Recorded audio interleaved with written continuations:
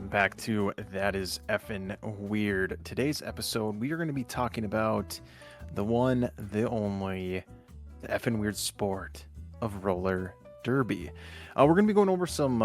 This one's going to be kind of an interesting episode too, because we are going to be listening to a roller derby broadcast. Now, this one is actually on YouTube itself, so I'm going to be playing the audio so you can hear all the craziness that's going on. And then on top of that, but I guess before that, it really honestly is we're gonna go over some like information about roller derby, some key events, dates, everything like that, and then we'll get into the broadcast. The broadcast is about 45 minutes, so I might only play about half of it, depending on how long the other information takes, But nevertheless, that's what we're going to be doing for today's episode. I hope you enjoy it. And then also too, if you want to, you can actually. I was thinking about this, how this would all work, because if you want to actually watch the episode too, but you don't want to have like an echo in there, just turn off the volume on the YouTube video itself, and then that way you can listen to this, play that at the same time. It might be a little bit weird if you don't have a computer or whatever. It may be a little bit odd, or you can just listen to the audio of it. Now, again, I haven't watched the entire episode. I only saw bits and pieces of it, and from what I saw, it was just pure craziness too. So it should be fun. I'm looking forward to it. But yeah, that's what the plan is for today. Before we actually get started too, I just want to say thank you so much for everyone who's been listening to the podcast. I don't know if people have been falling asleep to it. I mean, if that's what it is, then that's what it is.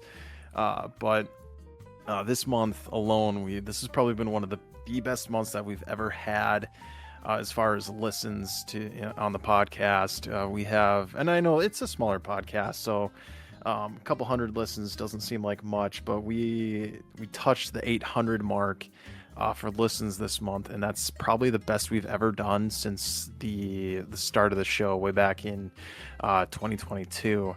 So I just want to say thank you so much for taking the time to listen to the show. It really does mean a lot that my voice isn't just going out into the airwaves into nothingness. It's actually hitting, some people, and they're enjoying it. At least I hope so. At least, but nevertheless, let's actually get into roller derby. Now, this one I've wanted to cover this whole month. Really, I've wanted to cover weird sports for the longest time, and I'm really glad that I get to, because roller derby, again, seems like it's one of those really off the wall kind of weird sports where you heard about it or you hear about it. It's not really a thing, but it is. I guess it really depends on who you know, what it's about, and everything. My earliest memory of it, I want to say, I don't know if it was a King of the Hill episode where Peggy and Luann join a roller derby. Like, that jogs a memory, but I also do remember seeing it online or on TV back in the 90s, just a weird episode or something like that. Or maybe, you know what it might have been? It might have been, I want to say it was like Bret Michaels' Rock of Love, I think, had a roller derby thing on it, I think. So yeah, I think that's where my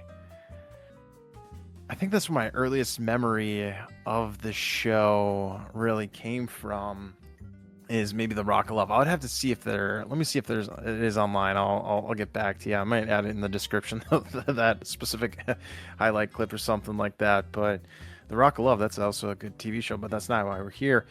So what is roller derby, right? So roller derby is a fast, full contact sport played on roller skates. Two players face off on an oval track and is designed where you score. Somebody called the jammer earns points by lapping opponents using teammates, blockers, trying to help or stop them. It's a mix of speed, strategy, and controlled collisions. Now, for the longest time, I was like, all right, you know what? This sport has got to be fairly new, because in my mind, like, again, like, all right, 90s, maybe it started in the 80s. Well, actually, it started all the way back in the 1930s. The sport began in 1935, created by Leo Seltzer in Chicago. Okay. Originally, it was an endurance race, not a contact sport. Teams skated thousands of laps over days. I can't imagine how that would actually work. If anyone's been roller skating or rollerblading, anything like that, you'll know that it takes a lot out of you, especially like I don't know if the itself, because it just says it was an endurance race.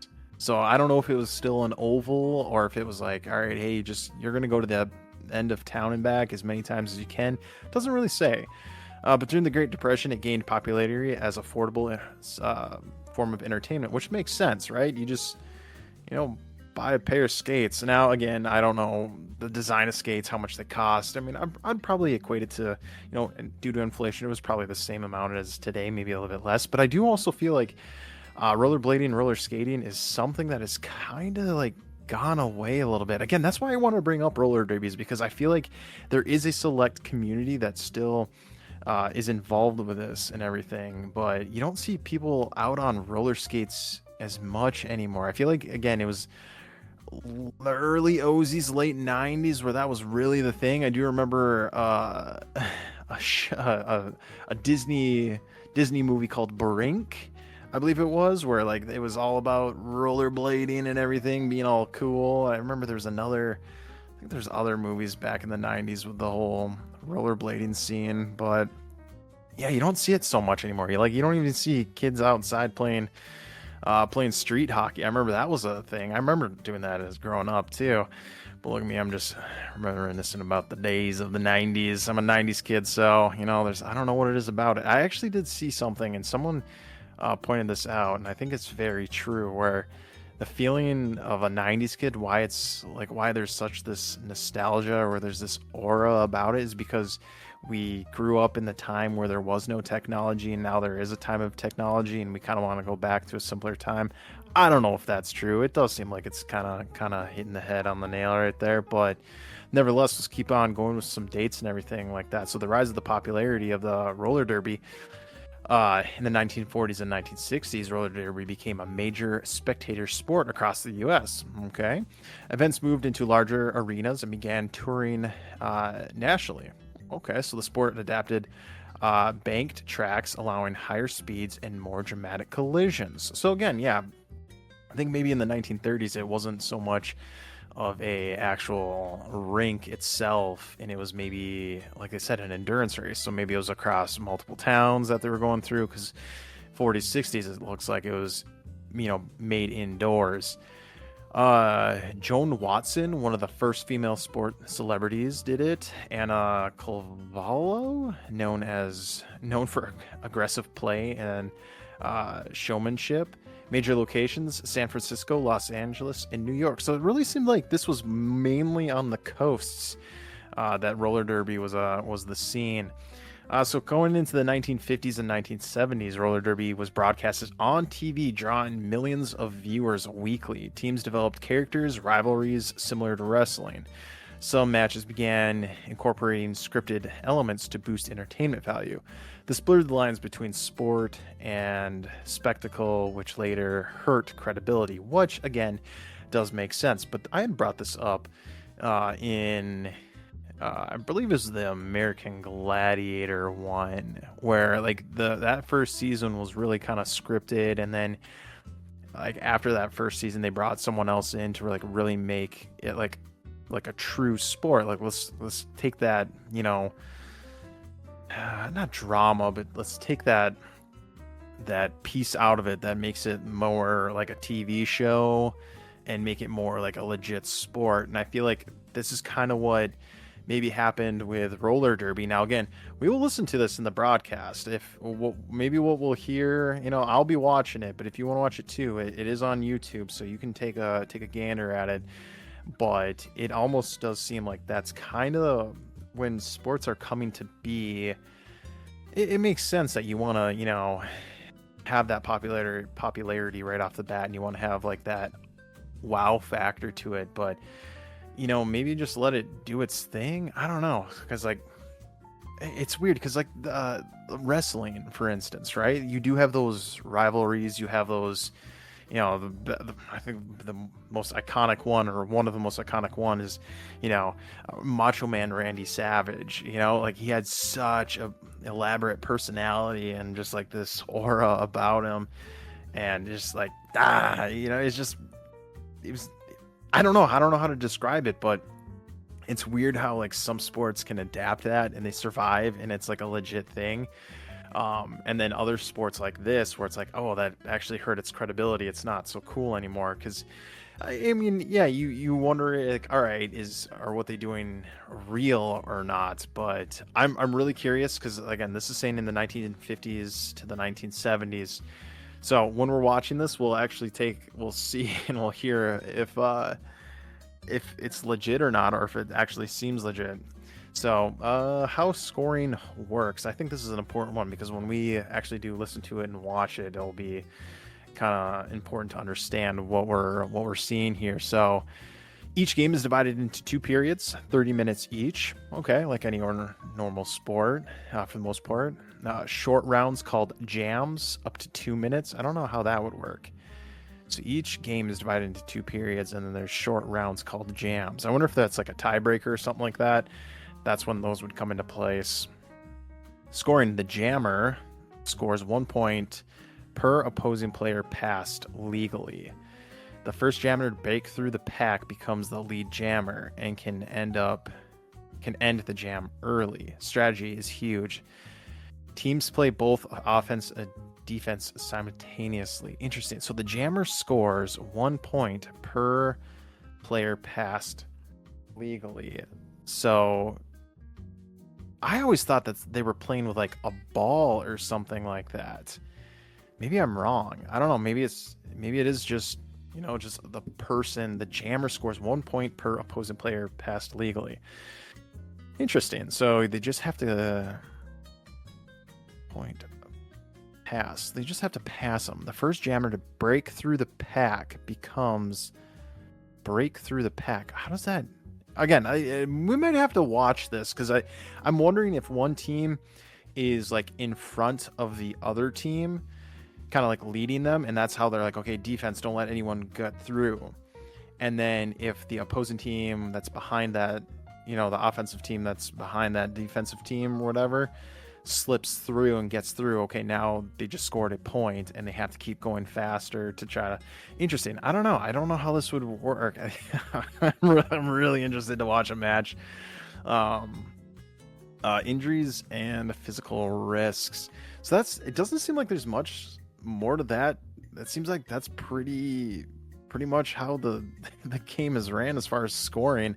It's a lot less like football. Think cow, there's so many rules and stuff and points, and it gets confusing. Yeah, like I've said before, I'm not a huge sports guy, but like I think that's one of the most turn off for sports for me is like there's too much. This seems pretty simple, right? You just got to pass the other person and don't let people pass you.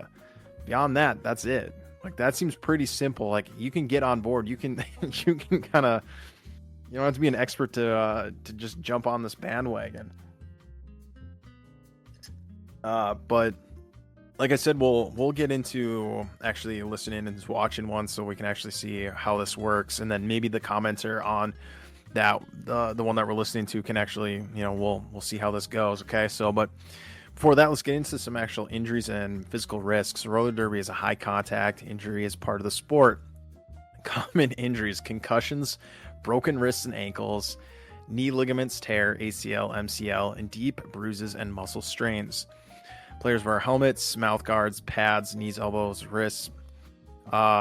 Even with protection, it's physically intense and demanding, which does make sense. Concussions, broken wrists, and ankles. I can't imagine breaking a wrist or an ankle. I feel like it's one of those things too, where like even if you jam your toe or your thumb, right? Or even if you get like a little sliver in your finger and it's like, oh, my pointer finger, now I can't do anything, like brush my teeth. Imagine breaking a wrist, right? Like now your whole hand is out of commission. And like your bones never grow back like as strong as they once were. So, and then tearing a ligament too. I can't imagine.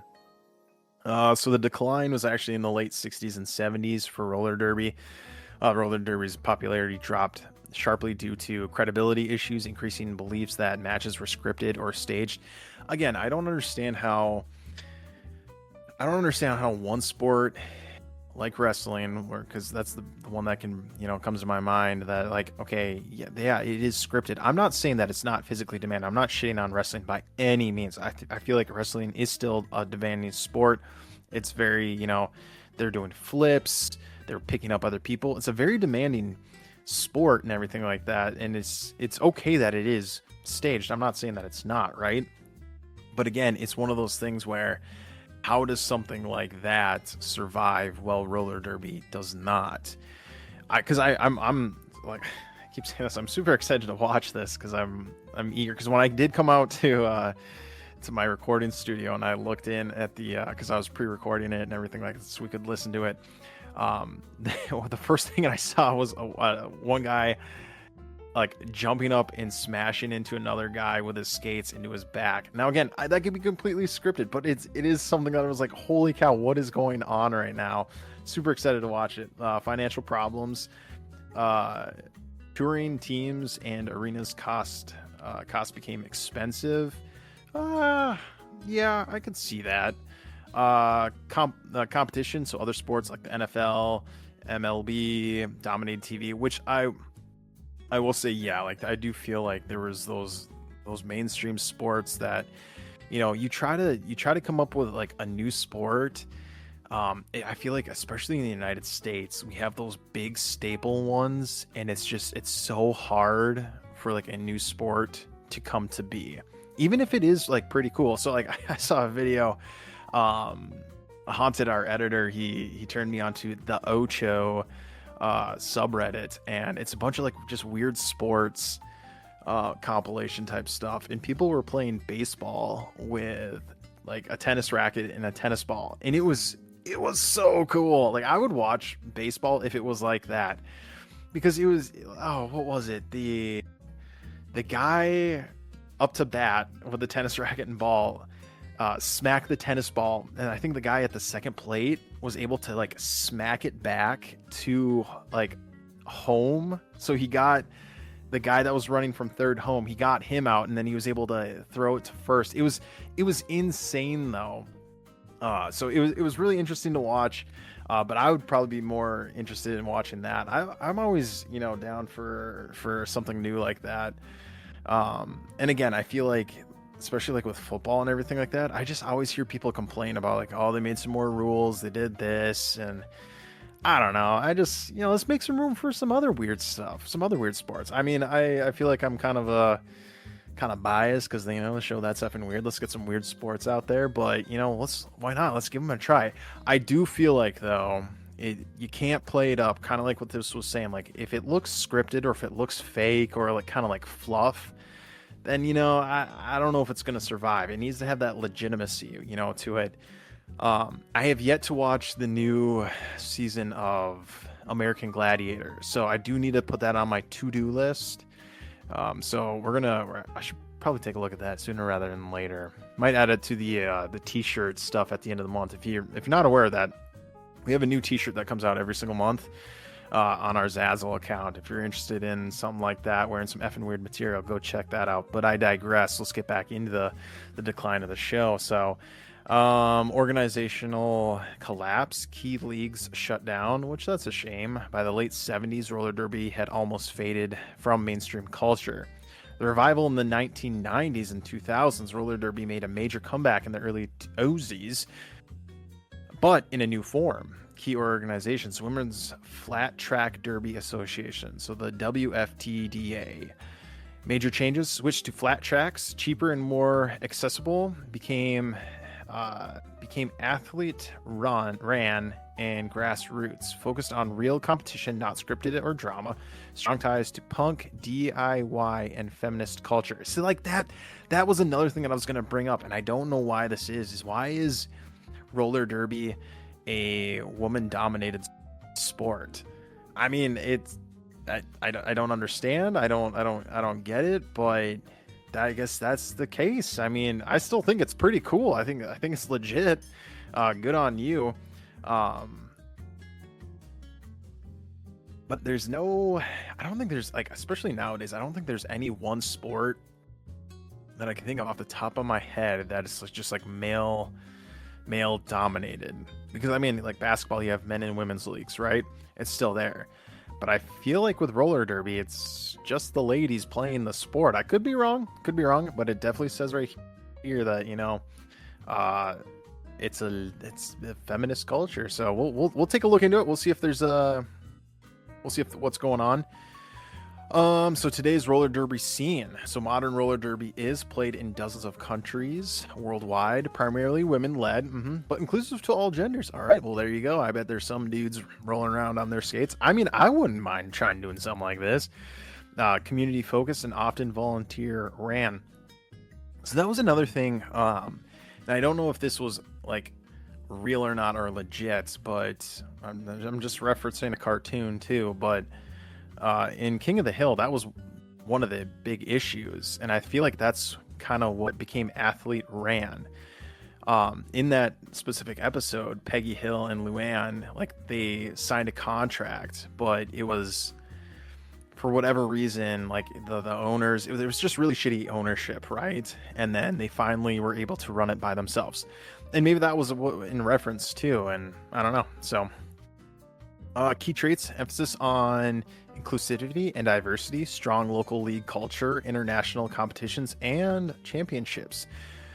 Challenges today. While still active, the sport faces challenges: injury risk, limitation, funding issues, the COVID-19 disruptions, slowed momentum. That sucks.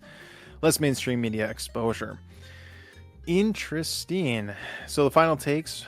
So for you as a listener, roller derby was gone through multiple phases. And then you have the 1930s, which was the endurance race origins, 1950s to 1960s, which is the peak popularity and TV fame. 1970 is when it collapsed, and you have 2000s today, the grassroots revival. In one line, roller derby is a sport that evolved from marathon skating, televised spectacle, underground comeback, and today's thrives on fast, fierce, and community-driven competition. So with all that being said, I do think roller derby is this very fascinating, very it's been around for almost 100 years and it still hasn't gone away. I do hope that at some point it can make a little bit more of a comeback. That would be really cool to see what it can do as far as like nowadays and everything. So yeah, it'll be interesting to see kind of where kind of the roller derby goes from here. But with that being said, I think it's time to actually get into the episode or the televised thing itself. So what I am watching and what you're about to hear is the roller derby Chiefs versus Bombers first half. It's from 1973. I'm going to add the link from YouTube in the description. So if you actually want to listen to it or watch it for yourself, you can. And again, I think the only way to make this work is if you were to turn off the audio on YouTube, and then we can essentially be watching it together because I'm going to be playing the audio over top in here. So with that being said, let's watch the Chiefs versus the Bombers.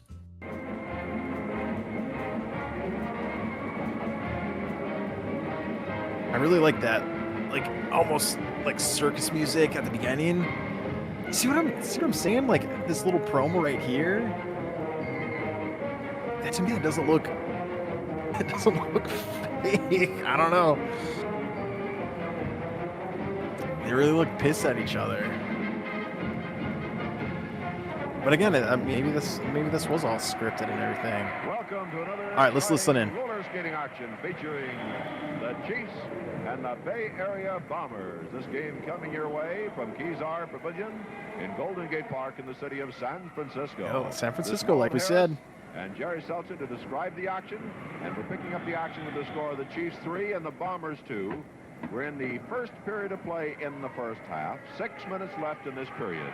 The Chiefs are in the gold and the green, the Bombers in the orange and deep brown. getting off to a fast start here with a lot of action in the first 6 minutes of play. Wouldn't you say, Jerry? There have been. These two teams have not met since that classic battle at Shea Stadium in which the Chiefs beat the Bombers, went on to take that Eastern Championship playoffs. See, it almost seems like they're separated in such a way. They're going to be just as strong out here. Like they're not all lined up like ducks, like in a perfectly line up to down. Out of there on the jam. So the Bombers have the lead jammer out.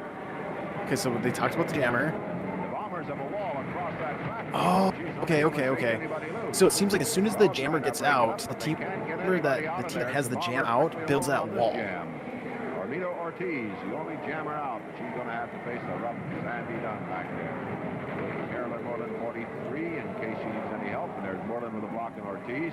Now it works in reverse. When the Bombers kept the Chiefs from getting anybody out, now the Chiefs are keeping the Bombers from getting anybody back there to help out Ortiz. So that wall across the track now turns into a handicap for the Bombers. Interesting. Moreland and Sandy Dunn taking turns on the rookie Just Ortiz. throw the elbows at this lady. Oh my gosh. Trying to fight her way back there. Can't get back to that wall of gold shirts. Ortiz hammered by Sandy Dunn. A little rough out there. That's roller skating action. It's rough. Ortiz gets the rail, trying to pick up some speed. That lady is just taking a beating. No points scored on that. And Sandy Dunn lowers the boom on Ortiz. Well, here comes Margie Laszlo right after Sandy Dunn. Laszlo came back, and they say Sandy Dunn was defending herself. No penalties have been called. Okay, so what it seems like, all right, that what they have to do is that jammer gets out in front, and as soon as that jammer gets out in front, the team that has that person going ahead builds a wall, so the other team can't get through to get to them. And as they're trying to like lap the team that's like hit them behind, I don't know, that's weird. That's the only action for the summer. One thing different. The reason the Chiefs are playing these this summer, so many air-conditioned buildings, and the fans can get out of that great heat. Sandy Dunn wrapping Tucker. Grabs her the headlock, slams her to the track. Everything legal when no one's looking. Here we go. Great rivalry between these two teams. They almost both go off the rules when they get together. Underneath that double block is Carol Keenan-Meyer. Moreland and McGuire left behind. Carroll pouring it on now. Tucker blocking back there on Sandy Dunn. Here comes Carroll and Keenan-Meyer up to try and move into the point. There it is. And Jam's cut off. Dang. Okay. Loss of power here. Interesting. So like they're 2:50 to go here in the first period. That jammer was just like zipping through and like get past the yellow team. That tremendous series they got coming up back there against the Red Devils. And with the Red Devils, you can bet there's going to be a lot of fireworks that Bob Woodbury and Ken Money and the others that they have on that team. We'll be telling you about that a little later. Jerry will give you the dates and places where the games will be played, so you might want to jot it down. Right now on the jam, the Chiefs have out on this play Barbara Baker, 48. It looks like Debbie Thompson with her, double block in there, and it takes Ortiz out of there, and down also goes Kathy Pulliam. So the Chiefs are certainly in charge on this jam. Barbara Baker, Debbie Thompson in that order. The closing of the pack. Sandy Dunn back there where she can block for him, number 46, the great Sandy Dunn. Tremendous all-star skater. Baker out. The Pulliam was left. Baker went out. That double block in there. She takes them both down, and there's 2 points in there. 2 for each skater, making a total of 4 for the Chiefs on the play. I won't lie, it is very confusing watching this because I'm not sure who the jam like. It does make sense that the jammer like gets ahead of everybody and is trying to like lap them. But it is kind of confusing too because at some points they're just all gaggled together, and I don't know who the jammer. I don't know who the jammer is. Wednesday, August 8th, the air-conditioned War Memorial in Syracuse. Thursday, August 9th, at the Glen. And it almost seems like each round is only 2 minutes. But there's each period's 30 minutes. Madison Square Garden, the Fell Forum, Walt. That's that small building, that good little 4,000-seat building. First time the Chiefs have ever skated there. And that's Saturday, August 11th, and of course tickets now available through your Ticketron outlet and Madison Square Garden. You know, the people that get a ticket for that game in California are going to really be surprised. They'll feel like they are part of the game right down there where they can really get in on the action. Here we go, double block by the Chiefs in there on Tucker. Also her teammate on that play, Althea Gandy, but they stayed up. There's a whip coming up for Moreland. The whip goes to McGuire, but Laszlo broke up. That was a great effort. Gets away against Althea Gandy, who's on her own now. The only threat, a bomber skater coming up on the pack. The Chiefs lead 7-3. There's Sandy Dunn with a block on Althea Gandy. Sandy Dunn with another hard block in there. Gandy stays on her skates. No help back there for her. She's run into the rail by Sandy Dunn. Tucker tries to get back. Judy McGuire makes sure Dolores Tucker does not get back there. Down goes Althea Gandy, but she's gained. She gets up. She'll try again.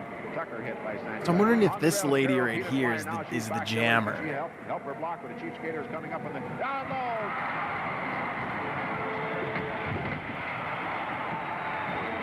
But I don't understand how they get points for that. I thought you just had to pass the person legally. I don't know. I need someone here to explain this. That is the end of the first period of play with the score. The Bay Area Bombers 4 and the Chiefs 7. See, I don't know if like. All right, now here's the guys.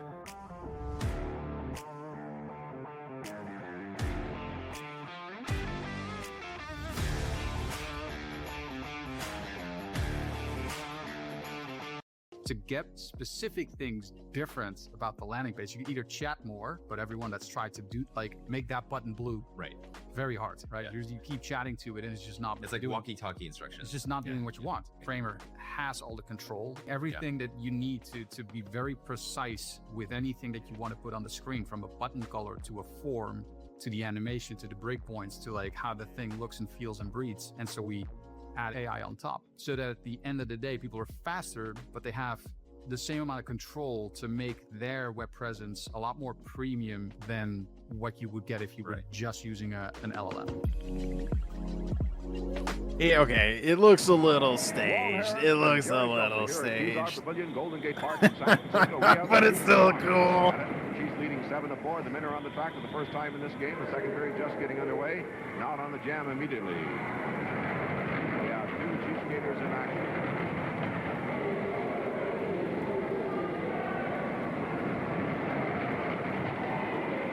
Looks like John Early has got number 47 on, and that's kind of throwing us here.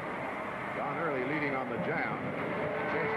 I'm not gonna lie though, it is still pretty confusing, like how they're scoring this stuff, like how they're going about blocking and scoring. Another block in there. James Paul has the lead. Pete Boyd cuts in there and cuts off John Early.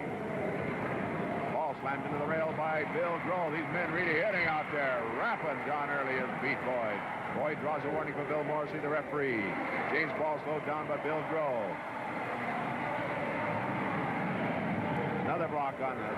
Paul goes back and levels. Now Pete Boyd working on Bill Grohl. He's down. There goes James Paul for the point. Oh, man, what action out here. We got it going tonight. No question about that.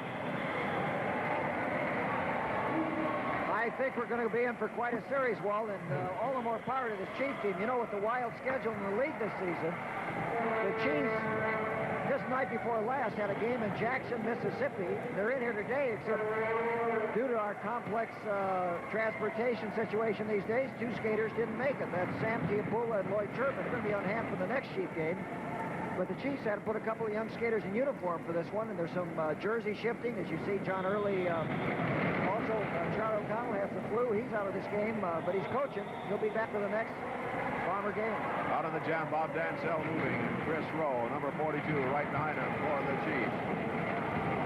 Pete Boyd on the back lost. Somebody must have been blasted to somebody.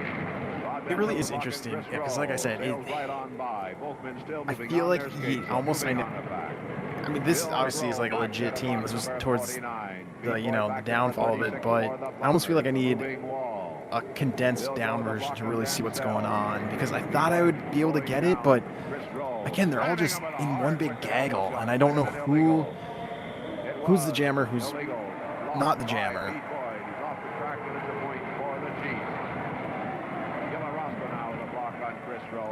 Picked up 1 point. That guy just got slung forward, so I'm assuming he's the jammer now. Gilla Roscoe, great veteran star. Bob Dansell has the lead. Bill Grohl puts a block on him again.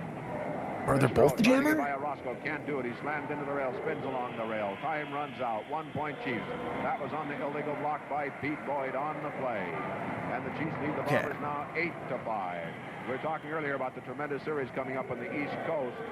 with a wild Red Devil team coming in. One series only this summer. How about some of the other dates, Jerry? All right, the last 5 games of the series, Walt. Sunday, August 12th at the RP High Fieldhouse in Troy, New York. Monday, August 13th, in the scoring and how the game is played, you're both playing offense and Stadium. defense at the same Wednesday, time. August 15th, Patterson, New Jersey, Hinchcliffe So I wonder Stadium. how- Friday, August 17th, the new how the air-conditioned points- Civic Center in Springfield, Mass. And the series ends Saturday, August 18th. Ah, jeez. Nassau Veterans Memorial Coliseum in Nassau, Long Island. Be sure and see one of these games in your area. The Chiefs and the Red Devils. Oh, jeez. Alvin Mallory moving up, trying to overhaul. Joe Perez, jumping Joe Perez, battling back. Number hard on 43. Mallory. These men are really moving and blocking. That's what's great about a Chief Bomber series. They skate rough, but they skate fast, too. Mallory has the lead now. Jumping Joe Perez picking up speed again. Beat Boy did a block for Mallory. They can make a move on Bill Grohl before Perez gets there. They can't. Bill Grohl got away from Pete Boyd's block. Perez now in scoring position. Pete Boyd has to worry about him. Mallory being blocked out by Bill Grohl. There's Bill Grohl. I don't know if I Mallory, could 33. send a postcard to that Skating room. address anymore. Pete I Boyd back doubt to it's slowing still down around, but Perez I would have of the loved Chiefs. to. Because I almost take back what I said, where I feel like this is one that you could get on board really easily. I think someone's going to need to break this down a little bit, because I just see people beating the shit out of each other right now.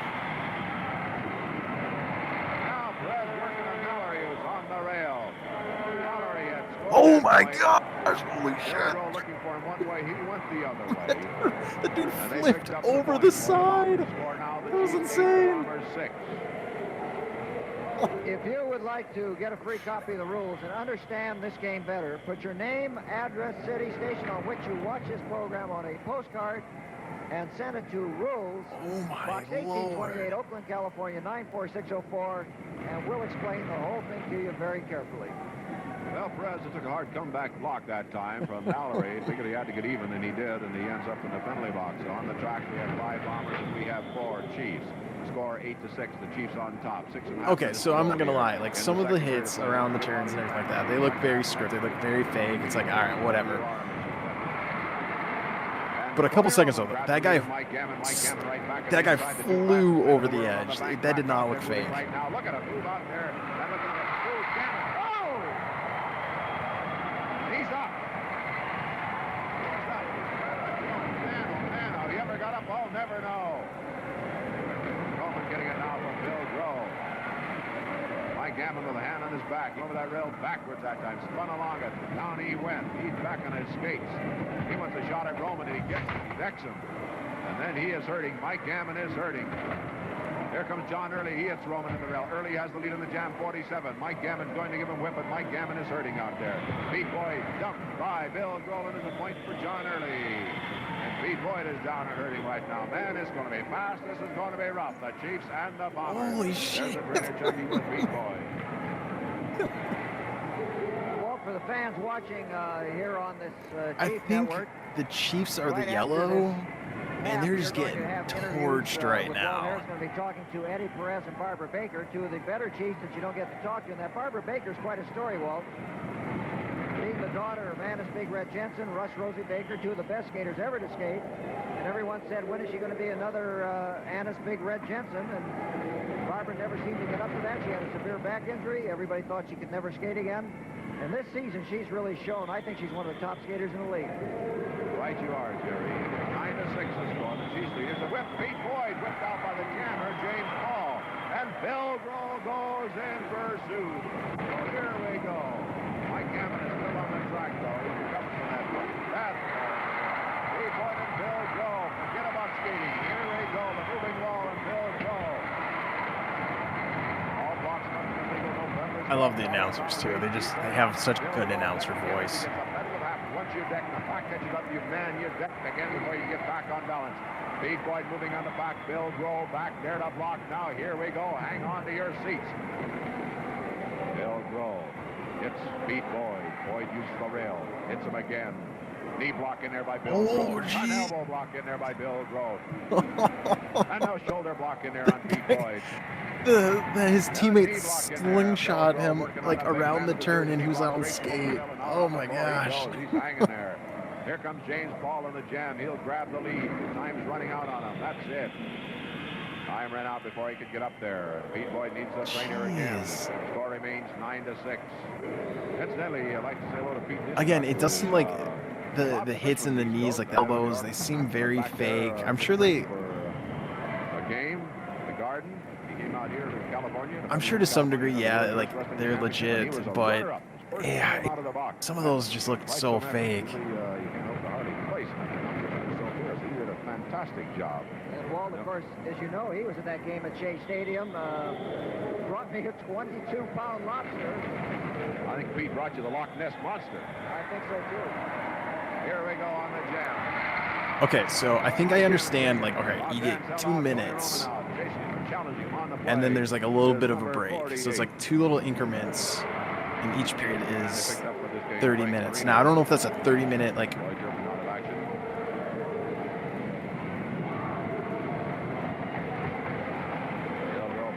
There behind the pack on Bob Dansell. Dansell, the jammer, number 34. This Bill Grohl is rugged. Dansell looking for skating. Pete Boyd comes Interesting. Back. You could book these people to come over to your high school. That's awesome. But it just seemed like there's, yeah, it's like, it's 2 minutes. Well, I don't know if it's a 30-minute running clock. Holy cow. The yellow team is just beating up on this dude. And moving fast into Marino. He's all down by Pete Boyd. Officials have to untangle this play. How many points this way to their goal? 1 G point. Oh, this is... 1 bomber point. They're just... Okay, now that's a legit fist fight. That's a legit fist fight. On a wild, wild play. Say, if you would like to have a game scheduled in your area... Number 43 is a scrapper. Or any arena that seats more than 25 oh! Write to bookings. P.O. Box 1827, Oakland, California, 94604. You might have the Bombers. Okay, so the Bombers are in the yellow. Bombers are in the yellow. Next season, we're booking right now for next season, and why not raise money and have this great entertainment in your city? 10-8 is the score. The Chiefs on top. 1:30 to go in this period. Out of the jam, Alvin Mallory, and chasing on the play is Joe Perez. Now behind the back, they've got Pete Boyd. Pete Boyd grabs him by the head, so he's got them now.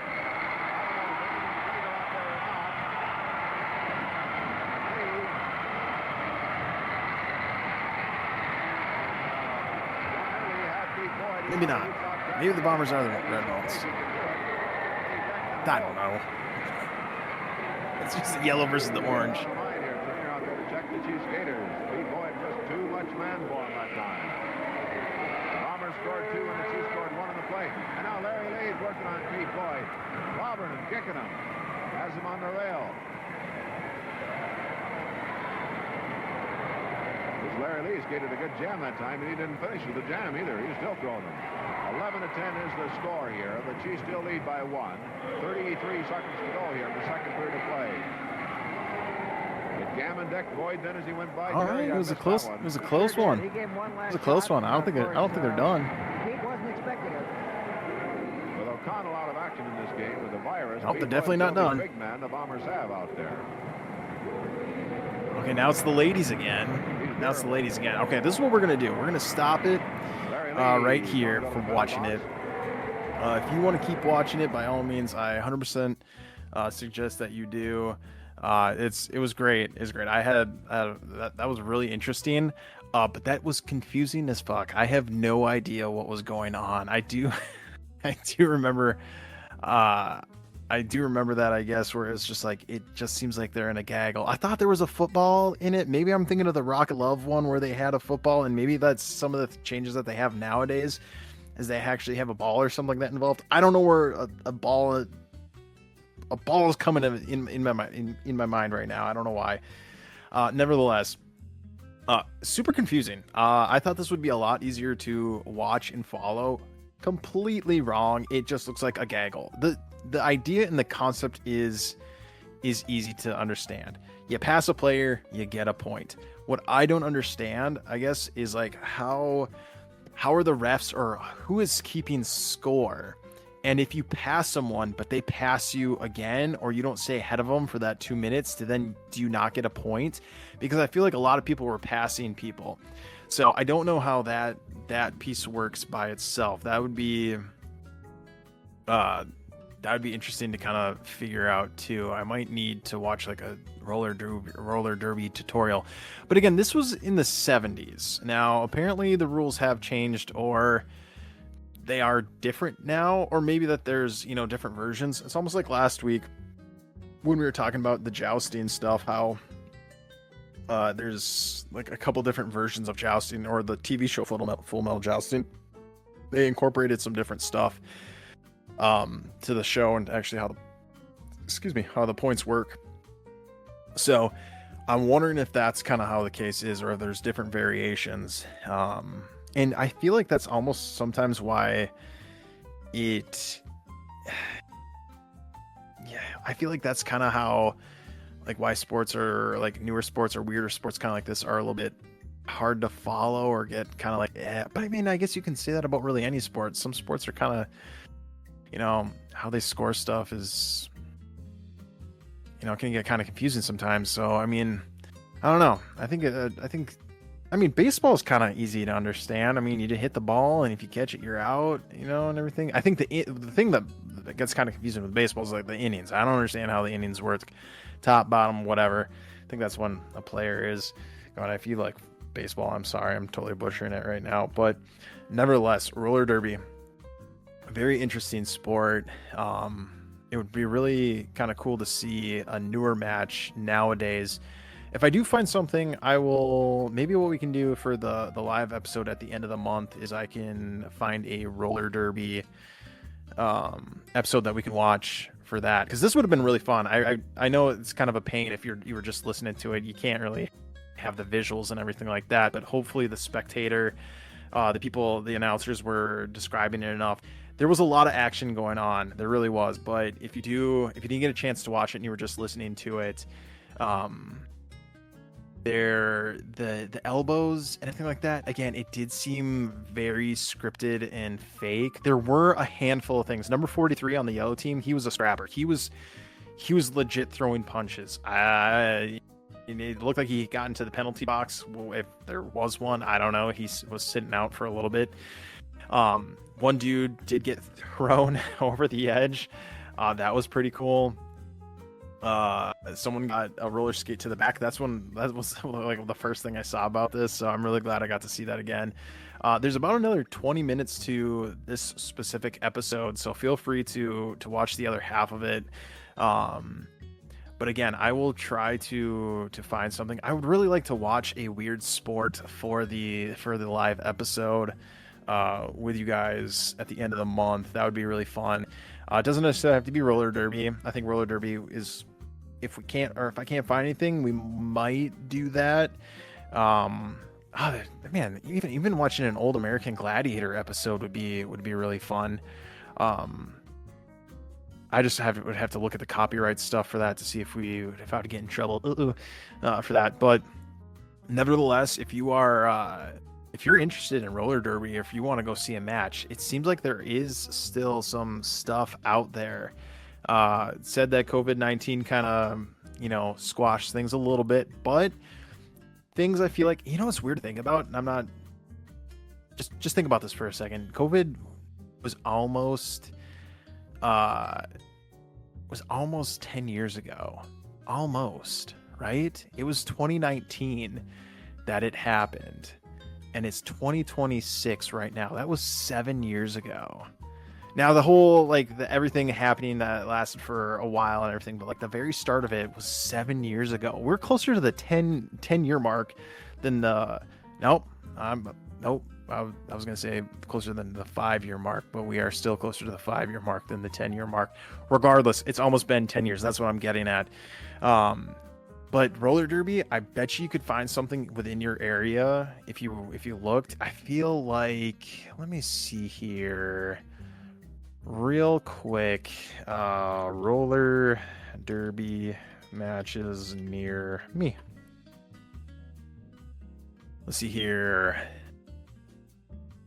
I'm just trying to see if there's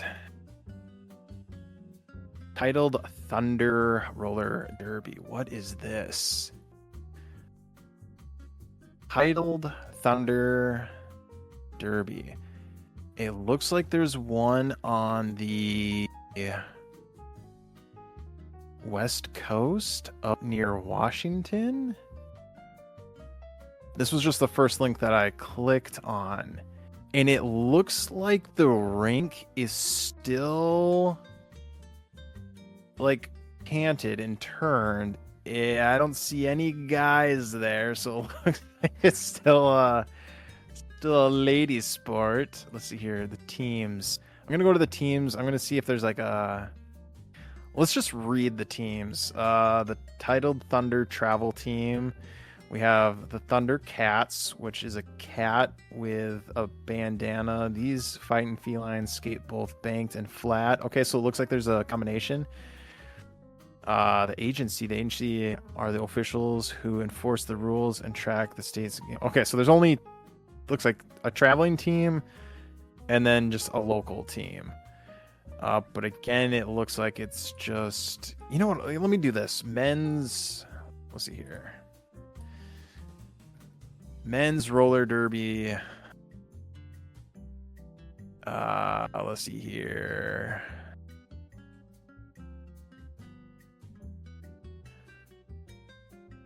I'm seeing if there is a. Yeah, it doesn't look like there's a men's league or anything like that. Interesting. Let's see here. This is the. I don't know. I'm going to have to do some more digging into it, but I think it is just a female-dominated sport, which, I mean, that is what it is. If that's the sport, then that's the sport, I guess. It's neither here nor there, but it would be cool, or I think it would be fun to hop on my rollerblades and shred some gnar, as they say. I mean, I would have to wear roller skates, obviously. I don't think you can wear inline skates, so I would have to learn how to use the roller skates, not rollerblades. But I think it would be fun. I think it would be a fun thing to do. I mean, to get some aggression out, you know. Again, the scoring is completely. I don't know. I'm gonna have to look more into that. Maybe find a little score sheet and maybe watch some. I don't know, some easier matches. The 70s ones were nuts, but it sounds like there's both kinds still, where it's like flat. And then there's also the one with the canted ramps too, where it's like kind of like incline to come back down, kind of like a NASCAR racetrack. But yeah, that's pretty much all the stuff for roller derby. We were actually gonna have someone come on and talk about the show, but we couldn't get things to work out as far as time. Wish we could have, but because I believe the person that we were gonna talk to, he was actually a ref or knows more about it, which would have been super helpful for as far as like scoring and stuff like that. But maybe we do a part 2, maybe not, I don't know, we'll see. But that, I feel like, wraps up everything on today's episode. Again, I just want to say thank you so much for all of our listeners out there who, you know, have been listening to the show. Again, this was probably our best month, so I really do appreciate it. If you want to support the show and buy some merch and everything like that, we do have it. I don't really throw it out there so much, but I do know on Instagram I do post the new themed shirt for every single month, so that's what we have going on. I'm still thinking about the Odd Sports one. I don't know, I'm really torn. I feel like it would be really cool to make like a That's Effing Weird roller derby kind of like a logo shirt. I also think it would be really cool to make like a gladiator style themed one with like the neon, all old school cool neon stuff. A gladiator one. I think they're or not a gladiator, American Joust, Full Metal Jousting. Geez, I think it'd be cool to do something like that. If you have any ideas or anything like that for like a themed shirt or anything like that, or if you want to come onto the show and chat with me, by all means, feel free to. We have a Discord. You can hop on that. Best way to get in touch with us, if you go to Podbean and you go to our channel that way, at the very top there's all of our links and everything, so you can message us that way. Really, honestly, the best way, and this is going to sound really old, and I'm going to date myself again saying I'm a 90s kid, but if you email me, like through our email, I check it probably once every other day. That's a great way to get a hold of us. Also, if you comment on YouTube, I check the YouTube stuff very frequently, so if you watch or listen to it on YouTube, I check the comments on that one as well. Podbean stuff. The other social medias, I'm not gonna lie, it gets kind of confusing and kind of weird. So I'm like, it is what it is. I try to post stuff in there for everyone who uses it. But really, if you do comment on stuff, I'll do my best to reach back out to you. But if you join our Discord, we're always putting stuff in there. I was throwing effing weird stuff. Comment on the show through Podbean. I'm not really sure if comments on Spotify and Apple. I really haven't dug too much into that. Maybe you guys are commenting there. I don't know. I feel like I'd get an email or something like that saying like someone's made a comment. Not sure. But again, if you do want to get a hold of us, or if you want to come on the show and chat with me, by all means, feel free to. I'm always down to have an effing weird conversation. So, with that being said, thank you again for taking the time to listen to the show. And just remember, we don't want stuff that's normal. We want stuff that's effing weird. And that wraps up another episode of That's Effing Weird. If you enjoyed today's conversation, make sure to follow, rate, and share the show with someone who loves the strange, the unexplained just as much as you do. You can keep up with all the things weird by following us on social media. We have Instagram, Facebook, Discord, and soon to be Patreon, where we share our clips, updates, and even more bizarre content between episodes. Got a topic you want us to cover, or a weird story of your own? Reach out to us and be a part of the conversation. We're always looking for the next strange thing to dive into. And just remember, we don't want stuff that's normal. We want stuff that's effing weird.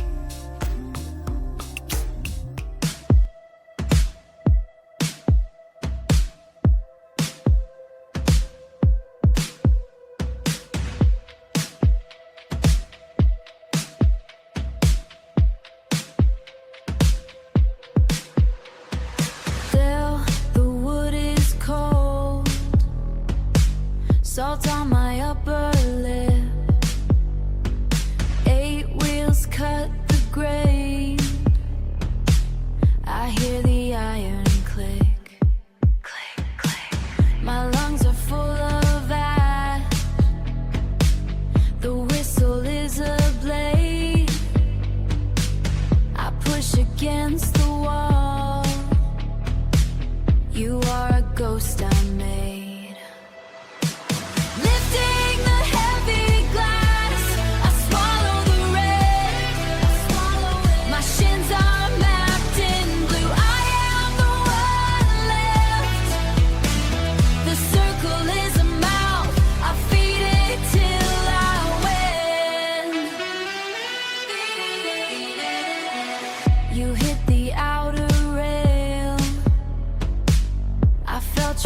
Stop under my plastic guard. I am the heavy drop falling down. Your breath is on my neck. I pull the space